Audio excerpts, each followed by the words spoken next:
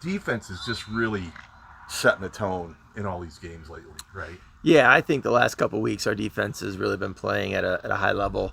They're really understanding their assignments and playing, doing what they're supposed to do and really getting after it. And like we talked a little bit on Friday after the game, it takes a lot of pressure off of the offense when you've got a defense that's gonna get you the ball back, and if you make a mistake or you don't get a score on that possession. Right. Defense can handle themselves, and they've been playing at a really high level, I think, for quite a while, but especially the last 2 weeks. I think the defense does a good job, even recently, of creating some turnovers to give the offense some short fields, and we don't have to put together long drives or try to hit some really big plays to find the end zone. We were able to use some short fields to get some points on the board, and I think the defense is kind of the same way with the offense. I mean, they know that we can put some points on the board, or we're going to score a few touchdowns, and they can play a little bit more aggressive because they make a mistake here or there. They know the offense is capable of picking up and putting some points on the board. They must do a really good job of being able to take his game plan and applying it, right? Yeah. We've asked them, in the last 4 or 5 weeks to really digest a lot on Monday and thrown a lot at them to work with and game plan. And this group of guys, this varsity group, has really been able to take that in on a Monday,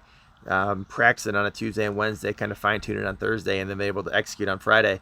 And Tyler does a great job of having a game plan to a new wrinkle here or a new blitz here, whatever it might be, to throw at an offense, and our guys pick up on it. We've got some very intelligent football players on that side of the ball, and it really, when we can do that, it puts us at a great advantage.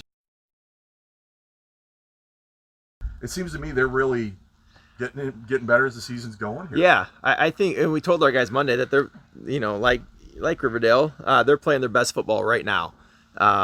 They're playing teams that are perennially pretty good. They're playing them really tough.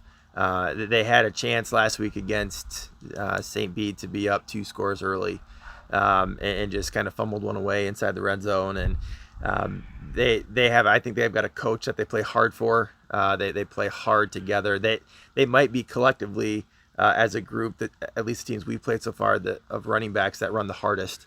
And they just really come after you with a lot on offense, a lot of movement, and we'll have to be sound defensively. And they I think the record is what it is, but it might lie a little bit about how talented they are, because I do think they're a pretty talented football team. Yeah. But primarily a running team, I assume, or? Yeah, I think so. Kind of like Riverdale. It's not going to look like it in the box score from last week. I think they threw the ball 15 times or so, but I would say they're primarily a running team. They do a lot of different movement in the backfield, motion, misdirection, to try to get you off balance, and they're really good at it. It's a really tough offense to try to find a pattern to. When you go out in the field, when Friday night comes up, you go out there, what are you looking forward to? Well, I always looking forward to defense, because I love playing it. I like running around and hitting people, because if you take it's what Coach Abbott says, if you take the will for them to play, then you already beat them. So if you just go out there and start hitting hard, they're not going to want to run it towards you. It's just going to shut them down. It's a hit of the week. Yeah. And how's that determined? It's pretty much, they go through film, and it could be on offense, kickoff, it really doesn't matter, but usually it's on defense. But it's pretty much whoever got the hardest, cleanest hit. And I got mine on kickoff. Yeah. So you've had 1 or 2 this year then? I've had 1. I would have got it last year, or last game against Riverdale, but my helmet was part of that, so they wouldn't count it. Got to keep that helmet out. So talk about the extra point at Orion and what happened. Well, I'm going to blame it on my socks, because I got brand new socks that day, and I wore them.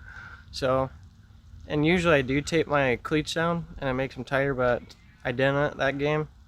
So as I was planting, I just drove my foot down, and I just guess my foot went a little too fast, and the cleat just flew off farther than the ball.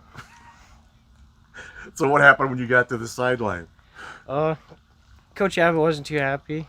He did give me some crap about it, but it was just kind of next play mentality. Don't worry about it and just try your hardest next play. Yeah.